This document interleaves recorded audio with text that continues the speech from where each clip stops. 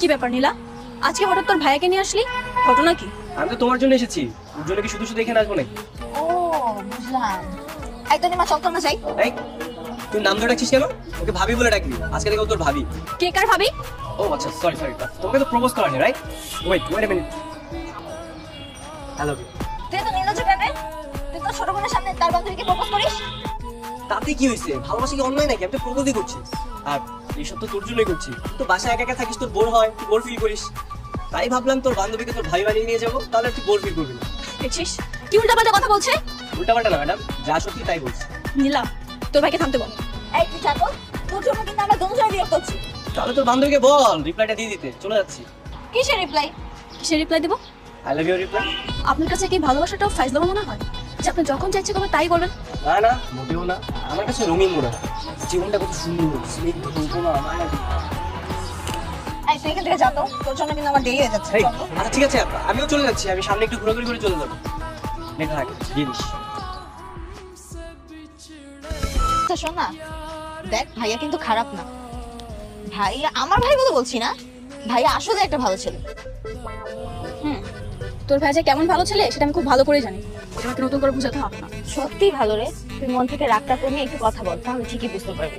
আমি তো শুধু শুধু রাগ করিনি, তোর ভাইয়ের রাগের কাজ করেছে বলে তো রাগ করেছি। সব ভুলে জানা রে, ভাইয়া সত্যি তোকে অনেক পছন্দ করে। মুখ দিয়ে বললেই তার পছন্দ করা হয় না। তোর ভাইয়া ভেবেছে এভাবে প্রপোজ করে সে খুব ভিন্ন কিছু করেছে, কিন্তু তোর ভাই এমন প্রপোজ আমার একদমই ভালো লাগে। ভাইয়া ওমনি একদম মুখের উপর কথা বলে।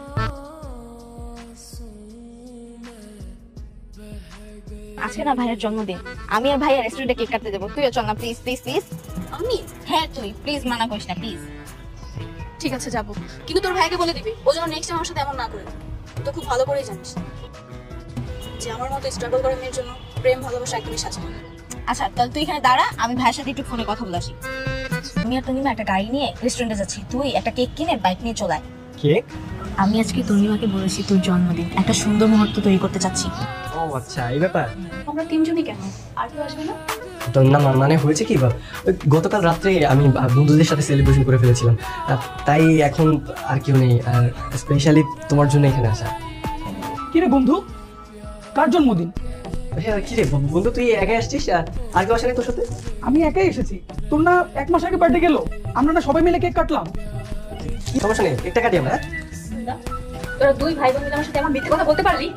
আরে বাবা, আমার বন্ধু, তো মাথায় প্রবলেম আছে, কি বলতে কি বলে ফেলছে, তুমি ওর কথা একদম বিশ্বাস করো না। আপনি চুপ করুন, আপনি কি সবাইকে আপনার তো বোকা ভাবছেন? নীলা, তোর কাছ থেকে মেয়েটা একদমই আশা করি। দেখ তুই ভুল বুঝিস না। নীলা প্লিজ শুনুন, আপনাকে বলছি আজকের পর থেকে আপনার কাছ থেকে দূরে দূরে থাকবেন। আপনি যেটা চাচ্ছেন না সেটা কখনোই সম্ভব না। ভাইয়া মন খারাপ করিস না, যা হয়েছে ভুলে জানা। সব দোষ তো তোর, ভালোবাসার শুরুটা একদম মিথ্যে দিয়ে করা উচিত হয়নি। কেন যে জন্মদিনে মিথ্যে নাটকটা করতে গেলি? আমি তো তোর ভালোর জন্যই করছি। দেখুন, আপনার সাথে আমার কোনো কথা নেই, যা হওয়ার তা হয়ে গেছে। আপনি এখন আমার সামনে থেকে চলে যান। দেখো, তুমি যে বারবার ভুল বুঝবে এটা তো হবে না। আমি বুঝতে পেরেছি যে নীলা একটু বাড়াবাড়ি করে ফেলেছে, তার জন্য তো আমি তো তোমার কাছে সরি বলেছি, তাই না? তাহলে এখন কেন এসেছেন? তোমার সাথে একটু কথা বলার জন্য। আপনার সাথে আমার স্পেশাল কোনো কথাই নেই। আচ্ছা ঠিক আছে, স্পেশাল কোনো কথা নেই, তাহলে আমরা সাধারণ কথা বলি। আপনি যা বোঝাতে চাচ্ছেন আমি বুঝতে পেরেছি, কিন্তু আপনার মতো লাক্সারিয়াস লাইফ আমার না। আমি পরিবারের একমাত্র মেয়ে, আমাকে স্ট্রাগল করে চলতে হয়। আপনার বাবার অনেক টাকা পয়সা রয়েছে, যেটা আপনার যখন চাইছে তখন তাই করতে পারছেন, এটা আমাদের দ্বারা সম্ভব না। ভাইয়া ও তো আজকে বাচ্চাদের পড়াইতেও আসে নাই, আর আমি অনেকক্ষণ ধরে কল দিচ্ছি, কল তো রিসিভ করে না। আচ্ছা তুই আমাকে আগে বলিস নি কেন তোর বাসায় এত সমস্যা? ওইভাবে কখনো প্রসঙ্গ ওঠে নাই, তাই বলা হয় নাই। আমি গতকাল তোদের বাসায় গিয়েছিলাম, আঙ্কেলের সাথে অনেকক্ষণ কথা হয়েছে। আচ্ছা তাহলে চল আজকে যাই আমরা। তুই একটা কাজ কর, ওকে আরেকবার কল দিয়ে দে। হ্যাঁ নীলা বল। কই তুই? তোকে কতক্ষণ ধরে কল দিচ্ছি, কল রিসিভ করিস না কেন? আমি তো বাবাকে নিয়ে একটু ডাক্তারের কাছে এসেছি। কেন, কি হয়েছে বল?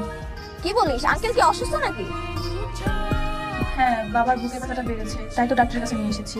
দেখি এখন ডাক্তার কি বলে। আঙ্কেলের কি হয় না হয় আমাকে একটু জানাইস। ঠিক আছে, রাখি। কি বলছিস, কোথায় আছে? জিজ্ঞেস করিনি, জিজ্ঞেস করবো। হ্যাঁ একটু জিজ্ঞেস কর। আপনি অপারেশনের ব্যবস্থা করুন। আপনি কে? আপনাকে তো আমি চিনলাম না। আমি ওনাদের পরিচিত। ও আচ্ছা, অপারেশন করতে কত টাকা লাগবে? আপনি জেনে কি করবেন? এই ধরেন প্রায় 2.5 লক্ষ টাকার মতো লাগবে। আপনি অপারেশনের জন্য যা যা লাগে অ্যারেঞ্জ করুন, আমি অ্যাকাউন্টে টাকা জমা দিচ্ছি। আচ্ছা ঠিক আছে। আপনি আমাদের ফ্যামিলির মধ্যে না করাচ্ছেন কেন?